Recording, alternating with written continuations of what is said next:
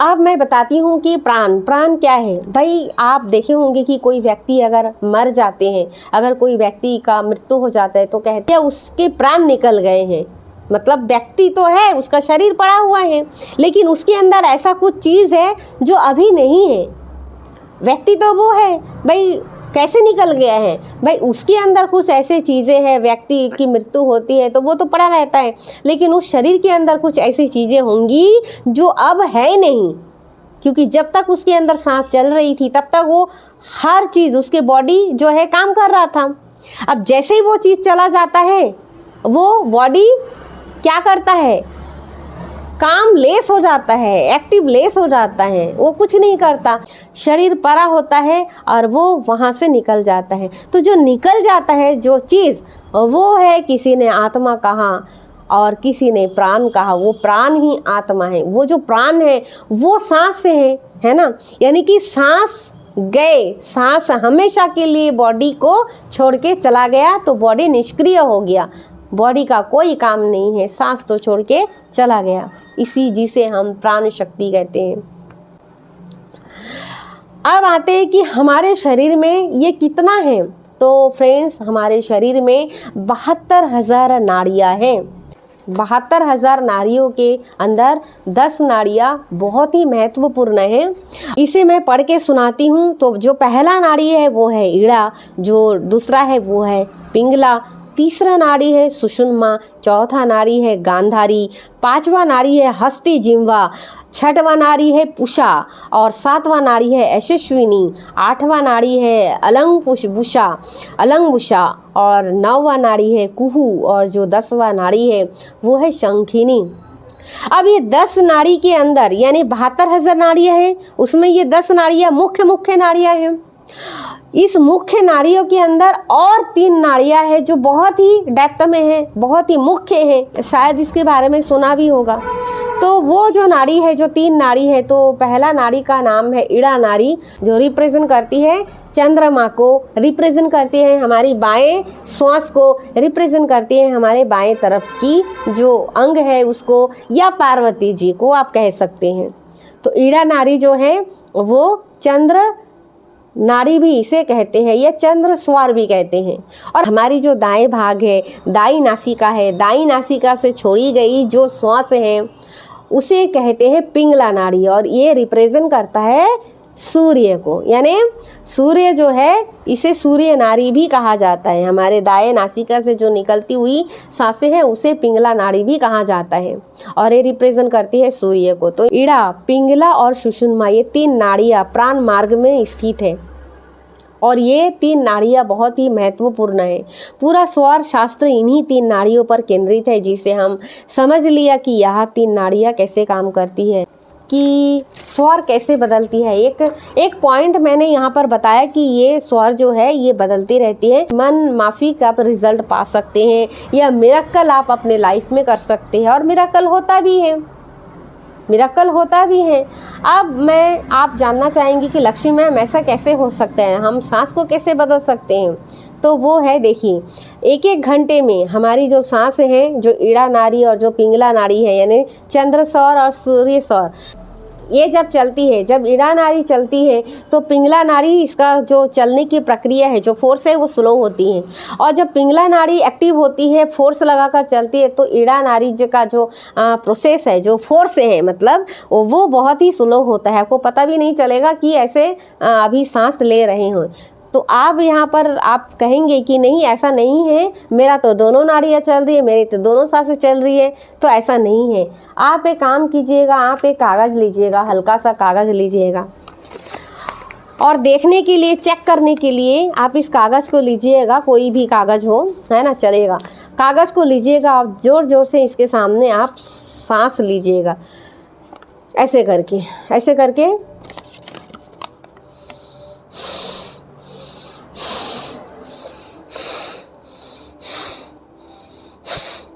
अब आपको पता चला, इसमें क्या पता चल रहा है, इसमें जो मेरी जो ईड़ा नाड़ी है, जो बाएं नासिका है, उसका फोर्स ज़्यादा है, और जो मेरा दाएं नाड़ी है उसका फोर्स कम है। जब आप करेंगे तो आपको भी एक्सपीरियंस होगी, अनुभव होगा। या अपने दोनों हाथों को ऐसे जोड़ लीजिए और जोर जोर से सांस लीजिए। तो जब लेंगे तो आपको पता चलेगा कि हाँ, एक का सांस जो है, मतलब एक नाड़ी जो है बहुत ही तेज गति से चल रही है, दूसरा का धीमा है। या अगर ये वाला नाड़ी चल रही है तो इसका इधर का जो नाड़ी है, जो सांस है, वो थोड़ा सा फोर्स कम है, ढीला है। तो आपको पता चल जाएगा कि आपको कौन सा नाड़ी एक्टिव है। तो ये इसकी जो प्रक्रिया है 1-1 घंटे में चलती है। 1 घंटा ईड़ा नाड़ी चलती है, तो ये शिफ्ट होती है 1 घंटे बाद पिंगला नाड़ी में। पिंगला नाड़ी जब 1 घंटा चलती है, 1 घंटा जब चलेगी, तब 1 घंटे के बाद ये फिर चेंज करती है ईड़ा नाड़ी में। तो दोनों 1-1 घंटे चलती हैं। अब दोनों जब 1-1 घंटे चलती है, अब सवाल यहाँ पर है कि सुषुम्ना नाड़ी तब कब चलती है। तो फ्रेंड्स, सुषुम्ना नाड़ी तब चलती है जब ईड़ा नाड़ी चेंज करती है, पिंगला नाड़ी में चेंज होने वाली होती है, और पिंगला नाड़ी ईड़ा में परिवर्तन होने वाली होती है, चेंज कर रहे होते हैं दोनों आपस में। तो कुछ ही यही 8 से 9 सेकेंड, 7 से 8 सेकेंड मान के चलिए, उतना सेकेंड में वो नाड़ी चेंज करते हैं। तो वो जो 7 से 8 सेकेंड है, उतना में ही सुषुम्ना नाड़ी चलती है, उतना सेकेंड में ही। उतना समय दोनों जो नासिका है, दोनों नासिका से यानी दोनों नाक से सेम फोर्स में सेम सांसें चल रही होती है, एक ही एक्टिव होकर के, एक ही रफ्तार से, एक ही फोर्स से चल रही होती है। और इसका जो समय है वो 7 से 8 सेकेंड होती है। उसी 7 और 8 सेकेंड में ही क्या होता है, उसी 7 और 8 सेकेंड में ही सुषुम्ना नाड़ी एक्टिव होती है। उसके बाद फिर 7-8 सेकेंड के बाद वो चेंज हो जाता है नाड़ी, और वो चुप हो जाती है, बंद हो जाता है। और फिर जो नाड़ी चलना होता है, चाहे वो ईड़ा हो, चाहे वो पिंगला हो, वो एक्टिव हो जाता है। और फिर वो 1 घंटा काम करती है। फिर दूसरा 1 घंटा चलती है, फिर सुषुम्ना नाड़ी बीच में एक्टिव हो जाती है, फिर कुछ सेकंड के बाद फिर ईड़ा नाड़ी चलती है। तो ऐसे ऐसे कर करके पूरा 24 घंटा ऐसे ही करके हमारे जो नाड़ी है वो चलती रहती है। और पता है, कभी कभार आप सुना होगा कि अरे मैंने ये बात तो ऐसे ही कह दिया, पता नहीं सच कैसे हो गया।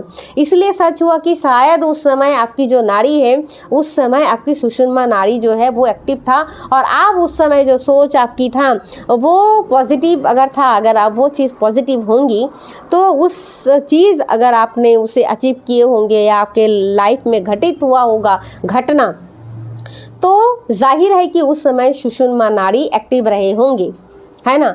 तो इसलिए भी ये घटना उस समय मतलब वो दुगुना रफ्तार से काम करती है। बाकी जो है, बाकी आप अपने नाड़ी में परिवर्तन करके, अपने सांसों को परिवर्तन करके आप अपनी लाइफ में बहुत सारी मिरेकल कर सकते हैं, बहुत सारी चीज़ों को आप अचीव कर सकते हैं। और किसी का भी मतलब आप अपनी सांसों पर अगर आप ध्यान देंगे तो आपकी बॉडी में परिवर्तन होगा। पहले सांस में परिवर्तन करेंगे तो बॉडी में परिवर्तन होगा, और जब बॉडी में परिवर्तन होगा तो धीरे धीरे आपकी फ्रीक्वेंसी भी चेंज होगी। आपकी फ्रीक्वेंसी में इमोशनली, मेंटली वो सारे चीज़ जो है बैलेंस हो जाता है। और इसके लिए ज़रूरी है प्रैक्टिस। अब बात आती है कि मैम इतना सारा चीज़ हमारे पास तो समय नहीं है। अब आती हूँ कि भाई इसे कैसे करना है। इसे जानने के लिए आपको क्या करना पड़ेगा। अनुलोम विलोम और कपालभाति और भस्त्रिका प्राणायाम, ये जो 3 प्राणायाम है, अब डेली प्रैक्टिस कीजिए। जब ये 3 प्राणायाम को आप डेली करेंगे ना, तो आपको धीरे धीरे धीरे धीरे एक समय के बाद आपको एक जोन आएगा कि आपको पता चलेगा कि हाँ, अब मुझे इसका आभास हो रहा है, एक्सपीरियंस हो रही है। तब आप अपने नाड़ी को चेंज करके आप अपने चीज़ों में बहुत सारी चीज़ बदलाव कर सकते हैं, मिरेकल आप कर सकते हैं। इसके लिए ज़रूरी है कि आप अनुलोम विलोम, कपालभाति और भस्त्रिका प्राणायाम को डेली रूटीन पर अपनाएं, क्योंकि प्रैक्टिस बहुत ज़रूरी है। आपको सबसे पहला प्रैक्टिस तो ये ज़रूरी है कि आपको ये अनुभव हो, ये एक्सपीरियंस हो कि अभी जो नाड़ी चल रही है वो कौन सा सांस चल रहा है, कौन सा नाड़ी एक्टिव है, तभी तो आप जान पाएंगे ना, है ना। तो इसे जानना ज़रूरी है, क्योंकि जब आपकी जो सांसें हैं जब चलती है तो उसी के अंदर ही पंच तत्व होता है। तो उस तत्वों को भी आप जान पाएंगे कि अभी ये तत्व किस तरफ जा रहा है, उसका भी एक डायरेक्शन होता है। जो पंच तत्व है, जो सांसों से निकली हुई हवा है, वो सिर्फ हवा ही नहीं होता, वो बहुत गूढ़ रहस्य छिपा होता है। उसके अंदर होती है पंच तत्व, जल, अग्नि, वायु और धरती, आकाश। तो ये 5 तत्व, ये पांच तत्व होती है उसके अंदर। पर ये 5 तत्वों का जो रहस्य है, मतलब वो किस डायरेक्शन में जा रहा है, ये भी आपको पता होगा।